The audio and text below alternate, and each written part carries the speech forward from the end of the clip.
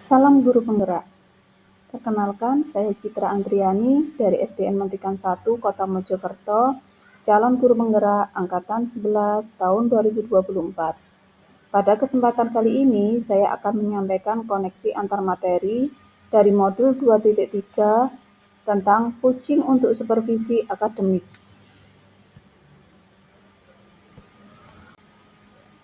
Tujuan pembelajaran khusus.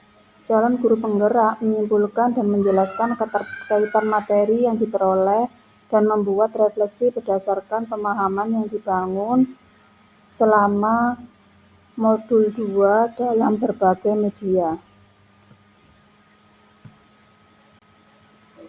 Refleksi materi pembelajaran modul 2.3.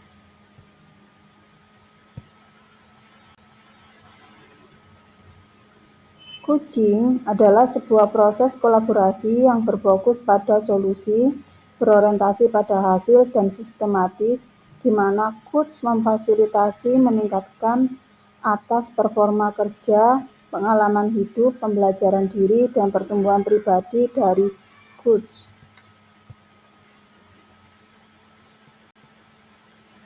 Paradigma berpikir coaching. 1.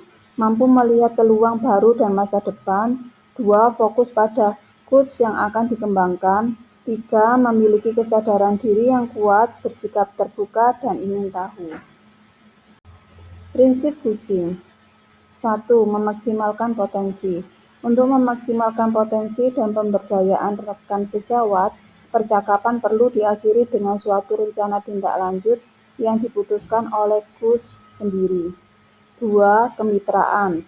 Dalam coaching, posisi coach terhadap coach adalah mitra. Hal ini berarti tidak ada yang lebih tinggi atau lebih rendah. 3. Proses kreatif.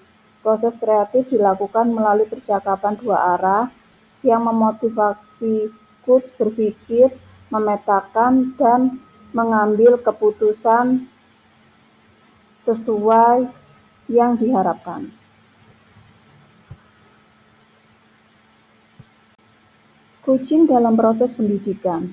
Menurut filosofi Ki Hajar Dewantara, proses coaching sebagaimana adalah sebagai komunikasi pembelajaran antara guru dan murid. Murid diberikan ruang kebebasan untuk menemukan kekuatan dirinya dan peran pendidikan sebagai pamong dalam memberi tuntunan dan memberdayakan potensi yang ada agar murid tidak kehilangan arah dan menemukan kekuatan dirinya tanpa memperdayakan dirinya. Sistem Among.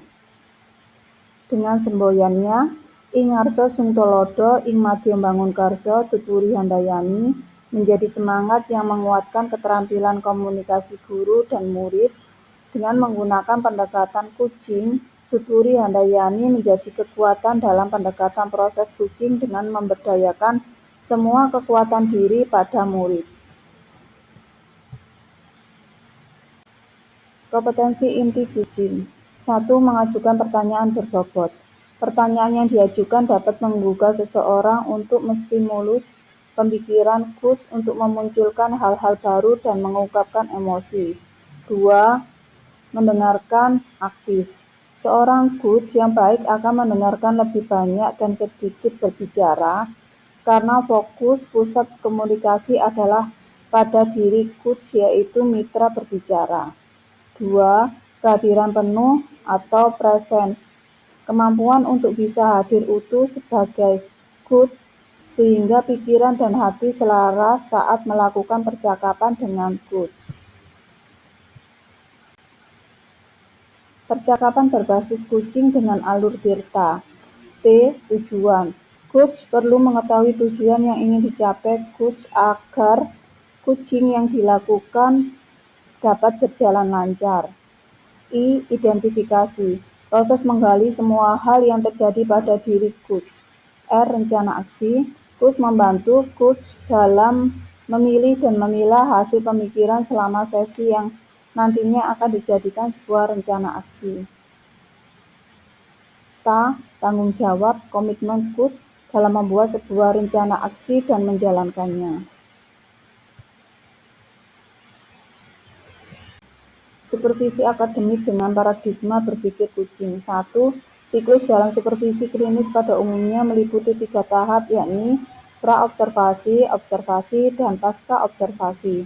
2. Supervisi akademik perlu dimaknai secara positif sebagai kegiatan berkelanjutan yang meningkatkan kompetensi guru sebagai pemimpin pembelajaran dalam mencapai tujuan pembelajaran, yaitu pembelajaran yang berpihak pada murid, mewujudkan kebahagiaan dan kesejahteraan.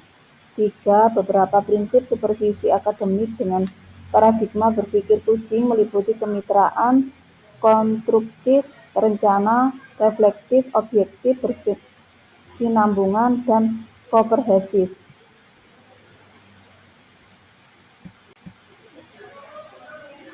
Pengalaman refleksi terkait pengalaman belajar. Emosi yang dirasakan, tergugah untuk lebih giat belajar untuk mendapatkan pemahaman yang lebih baik tentang kucing untuk supervisi akademik, tertantang untuk memperbaiki kucing dengan murid dan rekan guru agar mendapatkan keterampilan yang lebih baik lagi.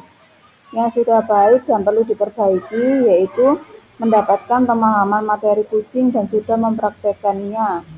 Yang perlu diperbaiki adalah kemampuan menyusun pertanyaan yang berbobot untuk coach. Implementasi kompetensi, menambahkan, mengoptimalkan kemampuan diri sebagai seorang pendidik dan orang tua yang menjadi coach bagi orang-orang di sekitar. Analisis keterkaitan topik modul 2.3. Bagaimana penerapan kucing untuk supervisi akademik? Melalui supervisi akademik, kegiatan pembelajaran dan pengembangan kompetensi diri dalam rangka meningkatkan keterampilan mengajar dan mencapai tujuan pembelajaran. Kucing sebagai kompetensi membangun kemitraan. Kemitraan dalam menjalani proses kucing dapat terbangun dan terbuka kesadaran yang mendorong tindakan aksi. Dalam melaksanakan kucing tidak perlu memandang perbedaan jabatan karena supervisi akademik adalah kolaborasi antara supervisor dan guru. Analisis terkait topik modul 2.3.